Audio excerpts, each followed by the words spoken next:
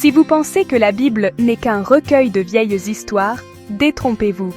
Ce livre, vieux de plusieurs millénaires, continue de parler à nos cœurs, de traverser les siècles et de toucher nos vies d'une manière étonnamment actuelle.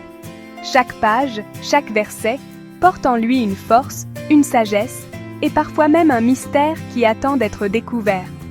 Jean 20-22 parle d'un souffle qui nous anime encore aujourd'hui.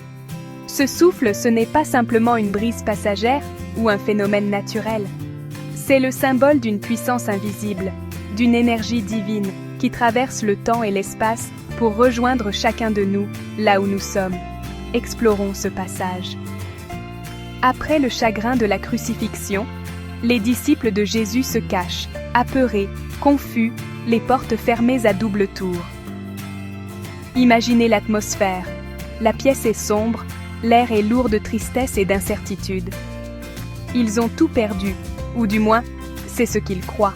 Leur maître, leur ami, celui en qui ils avaient placé tous leurs espoirs, a été crucifié.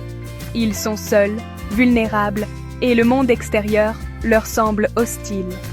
Soudain, Jésus apparaît parmi eux. Il ne les réprimande pas pour leurs doutes. Il ne leur reproche pas leur peur, ni leur fuite. Il ne leur demande pas pourquoi ils n'ont pas eu plus de foi. Non, il vient à eux dans leur fragilité, dans leur humanité, et il se tient là, au milieu de leur désarroi.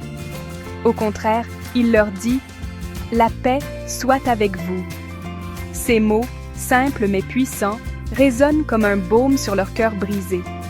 Il leur offre la paix, pas une paix ordinaire, mais une paix profonde, qui dépasse la compréhension humaine, une paix qui vient du ciel. Puis, quelque chose d'incroyable se produit. Il souffle sur eux et dit « Recevez l'Esprit Saint ». Ce geste, à la fois simple et mystérieux, marque un tournant décisif. Ce n'est pas un simple souffle d'air, mais un acte chargé de sens, un transfert de vie, de force, de mission. Ce souffle, c'est le souffle de Dieu lui-même, transmis à l'humanité. Il symbolise la création d'un nouveau commencement, une renaissance spirituelle. Il rappelle que, même dans nos moments les plus sombres, il existe une source de lumière et de vie qui ne s'éteint jamais. Il ne s'agit pas seulement d'air, c'est un symbole puissant, une promesse de vie nouvelle. Ce souffle est porteur d'une transformation profonde, d'une capacité nouvelle à aimer, à pardonner, à espérer, même lorsque tout semble perdu. Rappelez-vous la Genèse, lorsque Dieu a insufflé la vie à Adam. Ce geste fondateur a fait passer l'homme de la poussière à la vie, du silence à la parole, de l'immobilité à l'action.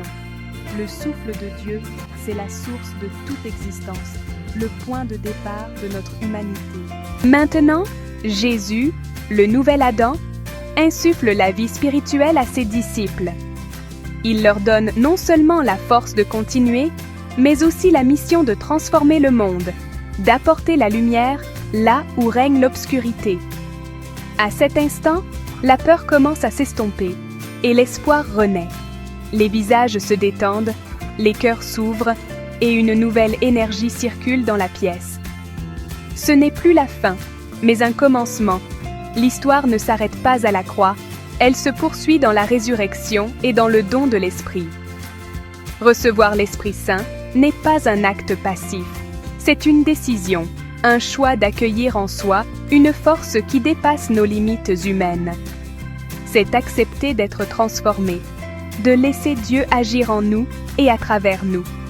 C'est une invitation à une nouvelle aventure, marcher aux côtés de Dieu, porter du fruit et partager l'espoir avec le monde. Cela signifie sortir de nos zones de confort, oser aimer ceux qui sont différents, pardonner l'impardonnable et croire en l'impossible. C'est un appel à vivre pleinement, à ne plus se contenter de survivre, mais à rayonner, à inspirer, à bâtir un monde meilleur. C'est une transformation intérieure et extérieure. L'Esprit Saint agit en nous, change notre regard, notre manière de penser, de ressentir, d'agir. Il nous donne la force de surmonter nos peurs, de relever les défis, de persévérer malgré les épreuves. Il nous rend capables de voir la beauté là où d'autres ne voient que la laideur, de trouver l'espérance là où tout semble perdu. Et voici la bonne nouvelle. Cette invitation s'adresse aussi à nous. Peu importe notre passé, nos doutes, nos faiblesses, le souffle divin est offert à chacun.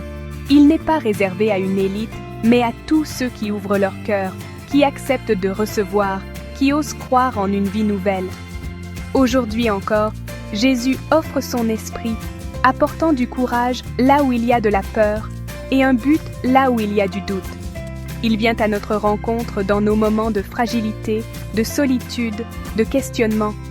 Il nous relève, nous fortifie, nous guide sur le chemin de la paix et de la joie véritable.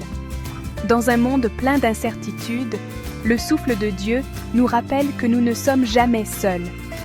Même lorsque tout vacille autour de nous, même lorsque les tempêtes de la vie semblent vouloir nous emporter, il y a en nous une force tranquille, une présence fidèle qui ne nous abandonne jamais. Le souffle divin est vivant maintenant en vous. Il vous invite à respirer profondément, à accueillir la vie, à marcher avec confiance, à aimer sans réserve.